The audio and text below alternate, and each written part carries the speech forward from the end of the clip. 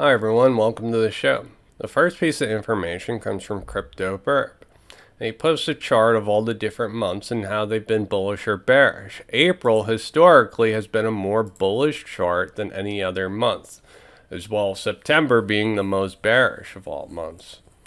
The other thing is 2023 is a pre-election year, and pre-election years have been best performers with any presidential cycle. There's only been one loser in the last 84 years.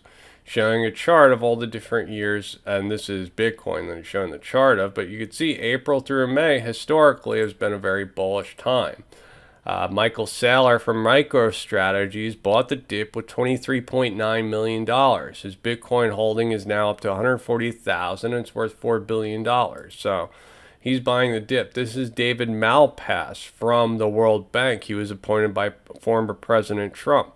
This is kind of like bootleg version of the Atlantic Council. Somebody snuck a cell phone in and recorded it. Listen to what he has to say. Talk about central bank digital currency. And so that's a buzzword, and some may do that, and then there'll be competition to see who's got the best one, and the one that settles or clears has the most dynamic markets underpinning it. So I think that's more the desired direction of the world, and we'll see if any of the central banks really pull it off. Just real quick before we move on, do you think that we're going to get a Fed coin in the next couple of years? I don't know the answer to that. They'll try to push on it. Very diplomatic. They'll try to push us on us as a response to the Fed coin. He doesn't know, but they'll try to push it on us. The other thing that he says is the settlement time. So prior in the interview, he was talking about the banking system and how it's supposed to be slow for settlement. By making CBDCs, they're making instant settlement, and the whole banking system can move on that quicker.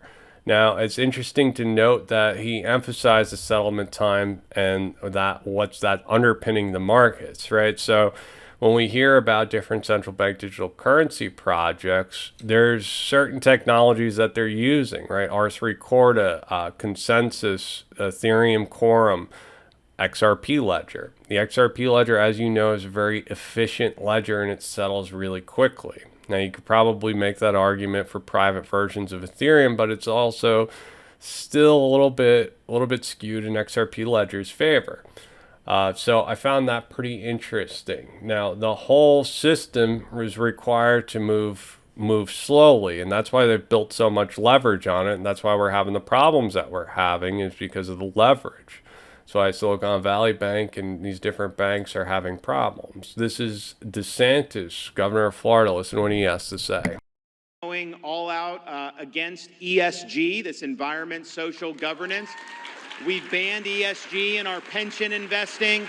We're passing legislation to broaden that and to make sure that Floridians are not discriminated against by banks and other financial institutions because they own guns or they're a Christian or they're a conservative. Woke banking is using the financial might of Wall Street and some of these other entities and using that to try to impose an agenda on you which could never win at the ballot box. They're not accountable to anybody. They simply try to do this and they try to say that they're for social justice. So this whole movement of crypto assets are sound medium of exchanges, right? Nobody can touch my crypto. It's not sanctioned, right? You can't do anything to my crypto. Once it's in my hands, it's in my hands. And this political type of rhetoric that's coming out of politicians right now, he's blaming the banks for Operation Choke Point and all the woke agenda that they're going through. When I started my channel, I never thought that CBDCs would become a mainstream topic. I just didn't think it would happen. I thought it was something that they were going to sneak past everybody and just do it. Now everybody is addressing the issue head on, so it's odd to me to actually see this in the mainstream. As a matter of fact, I tweeted something out last night. There was a country/rap artist that was singing about CBDCs and the whole agenda with the banking industry. It's kind of odd to see this in the mainstream. Senator Warren has set up the anti-crypto army, so the political powers are fighting over this CBDC and crypto. all the technology, they're trying to make it into political issues, and it's really not. FedNow could outcompete almost every crypto project in existence. Listen to this. Through any crypto exchange. FedNow eliminates all fiat crypto fees, risks, and delays. With very few exceptions, FedNow offers cheaper payments than almost any public blockchain. It is also secured by the world's most valuable ledger, the books of the Federal Reserve, which secure transactions worth quadrillions of dollars annually. Scalability. The Federal Reserve already settles trillions of transactions every year, and has limitless data and throughput capacity via government-managed data centers. FedNow's centrally managed databases will allow for high scalable transaction processing. If you watched any of the earlier interviews with David Schwartz or Brad Garlinghouse, they talked about the last mile. Each nation needed to update their domestic infrastructure. The banking system was so antiquated that digital assets did no good. So you can't send XRP through the Fedwire. It just doesn't work. If the system is that old and antiquated, it's just not going to interoperate with newer technologies. Now, the Federal Reserve is offering FedNow, which offers instant domestic settlement. So still, this begs to differ. Where does instant cross-border settlements fit in, right? Because now, domestically, you have instant settlement. We need money to move outside of this walled garden and into other walled gardens. How will that happen? Can the private sector do that by themselves? And, we will find out. Now, I found this pretty interesting. This is Balazs Saravansa. He is from Coinbase, I believe, and he tweeted out that Bitcoin was going to go to $1 million. Listen to what he has to say. When it happens, but at some point there's going to be a sovereign debt crisis. And what I mean by that is just sovereigns who are printing too much money won't be able to pay it and will start defaulting. I mean, this has already happened to places like Argentina and so on, but we're starting to see the monetary system break, these insane inflation rates. At the same time, you've got insane interest rates and, all this, the people are like, oh, we're going to have the roaring 20s. Well, you know what the roaring 20s was? It was the teens with all the printed money, right? I don't know what this decade is, but it might, I don't say for sure, who knows, it's all very highly volatile, might be like the Great Depression, except the great inflation, that might be this decade. And at some point, it's probably going to come down to something like USD versus BTC. At which point, you're going to ask, fundamentally, are you a nationalist, right? Do you believe in, the flag and the state and all of these, sort of things? Or do you believe in, let's say, American values more broadly, right? Do you believe in freedom of speech? And do you believe in free markets? And are you a fundamentally internationalist who believes in the... So what I find interesting about all of this, right, is it's the kind of the same stuff that we're seeing with DeSantis and Warren. You're seeing a politicization of what is happening with crypto.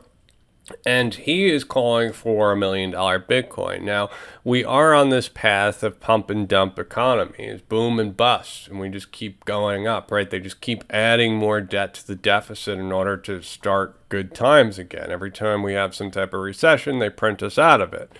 And he's saying that the banks are completely insolvent, that this is it, and you're going to come to a choice between the US dollar or Bitcoin. I don't quite agree that we're there yet, although I don't know for certain. There's no way for me to know. But what I do find interesting is that this is the DXY. In 2016, it came up, tested this as resistance. In 2020, you tested it as resistance. In 2022, you broke through it, and now you're testing it as support. As this is testing support, you're having everyone come out of nowhere to tell me that the dollar is losing its reserve status. People that have no interest in the economy are walking up to me to tell me that the dollar is being overthrown by China and Russia. It seems like everybody can see it, and usually the crowd is wrong, right? So it would make a lot of sense if the DXY bounced from here. Now, they very well could be right, and I'm wrong, but, it's odd that everybody's telling me this as the DXY is sitting on support. We will see. Gold is making an all-time high. What's interesting about this is a 3-week chart, and you're seeing a candle break above this whole entire area that we've only had wicks in the past.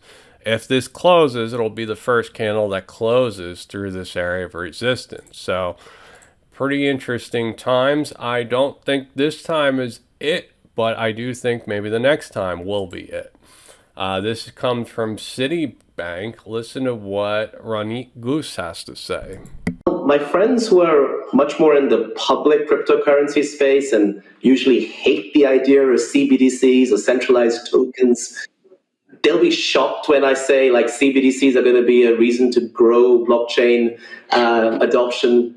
We think CBDCs will be a Trojan horse. It'll be like almost coming in from the side, the back door, and that's what's going to push the adoption in financial services of tokenized assets, tokenized money. And then we're going to be talking about TAMs, market sizes. So when I first started my channel, I was the only person saying that central bank digital currencies are a good thing. Trillions of dollars are coming on board to the internet of value, and crypto assets will sit in between different CBDCs, tokenized assets. Everything is coming into this digital world, into this value layer of the internet. And you own technologies. You own part of a protocol that's able to do something unique with value. All this money is going to be coming to the internet, and it needs places to go, protocols to interact with. It just doesn't stay in a vacuum. So CBDCs are going to be bullish for the rest of crypto that utilizes CBDCs and does something with them. And that's what different protocols are aiming to do, like Algorand, XRP Ledger. Different protocols are sitting to do that.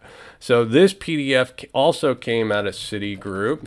And this was talking about the tokenization movement, moving trillions of dollars onto the web. There's people from Aave, people from Algorand, people from Zinfin, Ava Labs, Polygon. And basically, this was just kind of an overview. They painted it with a broad brush and just talked about different crypto assets at large. You could see that the opportunity here was 100. Now, Citigroup estimates 187 trillion by 2030 in non-financial corporate and quasi-sovereign debt. So 1.9 trillion of that tokenized. Real estate, 1.5 trillion tokenized. Private equity and venture capital, 0.7 trillion tokenized.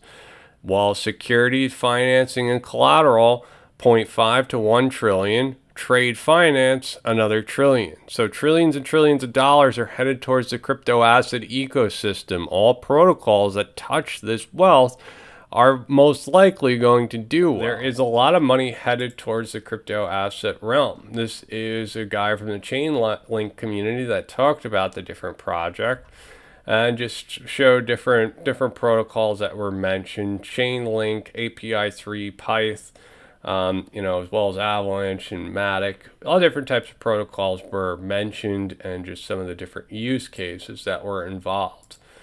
Crypto Ari posted this video with Naveen Gupta where he just talks about ODL. Listen to what Naveen Gupta has to say.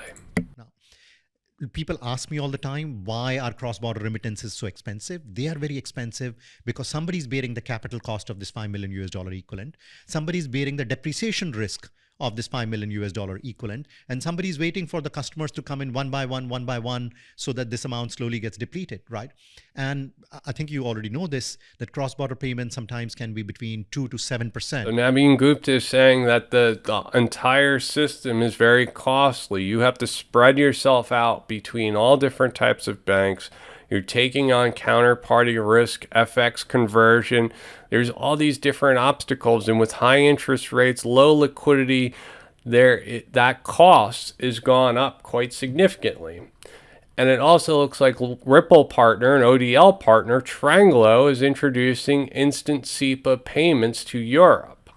SEPA, if you don't know, is the whole European Union, so single euro payments area. You're able to instantly send euros in the EU.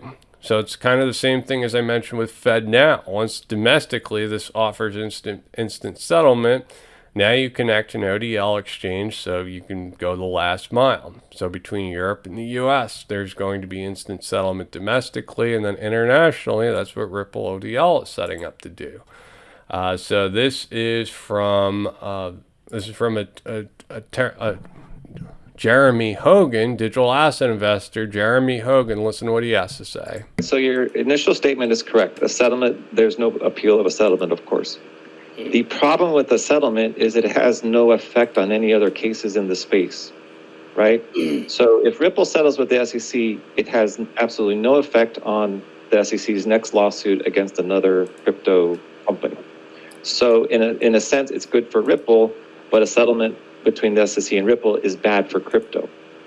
All right, so a settlement between Ripple and the SEC is bad for the rest of crypto. You may remember Charles Hoskinson from Cardano. He said that he heard a rumor that was devastating for the rest of crypto. It would make most sense to me to see a settlement from the SEC rather than a summary judgment from Judge Torres. Now, we are in the phase where we should get a summary judgment. However, it would be bad for the rest of crypto if we didn't get the summary judgment. We got a settlement, which I think now, after hearing Jeremy Hogan, that's more likely. It makes more sense to me that Gensler wants his leverage, and he's going to keep his leverage over crypto. So China waives rare earth magnet export ban in retaliation to Biden's chip crackdown. So what I said about the dollar, right? What would make sense with all this stuff happening? At the same time, I very well could be wrong, because who gives the dollar value? People do. All over the world, people are upset with the US. They're upset with the dollar. These people are the ones that make choices, and those choices determine if they're going to use dollars or not. I've talked to people overseas that will go out of their way to use systems that don't use dollars, especially if you're an import-export type of business. You can find something that bypasses dollars, especially if you have a fear over it. Now, this whole supply chain is globalized. And when President Biden sanctioned China, he sanctioned China, and there's going to be a reaction from China. Now, the first reaction was China was warning about Nancy Pelosi visiting Taiwan, and now it's expanding to this into this earth magnet export ban. So that's going to continue. The global supply chain is global, and each country has a different role they fulfill in the supply chain, and it's dependent on everybody. Everybody's dependent on each other. So when one country tries to push another country around, they also have leverage over the other country. So we're going to see more problems come with this. I always find these articles funny. People that aren't accused of anything are just all of a sudden arrested because they have gold in their luggage. So they're just arrested as precaution. If you went to the bank right now and you asked for $15,000 in cash, you most likely wouldn't get it, and you would have problems from that. You'd have a lot of problems from that. So money isn't exactly free, and it needs to be. And that's what DeSantis, is stirring up. That's what Warren is stirring up. Everybody's stirring this up into the public psyche. At the same time, crypto asset innovation offers a sound medium of exchange. Now, the XX network, if you don't know, I am sponsored through the XX networks. They're sponsors of the show. I really believe in what they're doing. A lot of people tell me they want to fight back with central bank digital currencies. They want to do this, they want to do that.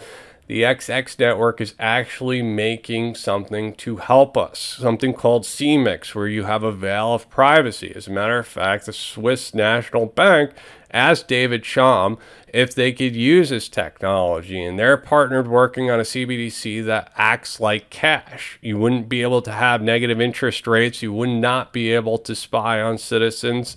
It's cash that sits on the internet. So instead of people fighting, people just spreading memes and stuff, these people are actually trying to do something to make this world a little bit better.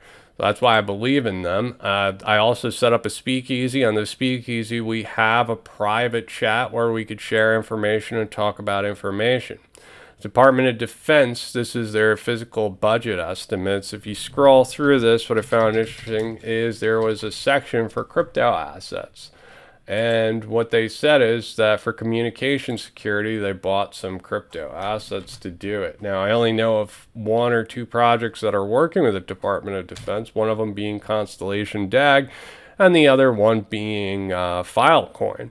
So the network's application for our globally deployed ComSec, so communication security, crypto assets supporting Air Force, Space Force, and Department of Defense missions. So to me, it sounds like they bought crypto assets to use the communications secure network. So maybe they built a secure network over one of these decentralized protocols, and they need to buy crypto assets to use them. So I hope you found this information entertaining. Please like, please subscribe. If you want to ask any questions, please write them in the description below. I have a Patreon, I have a Ghost site.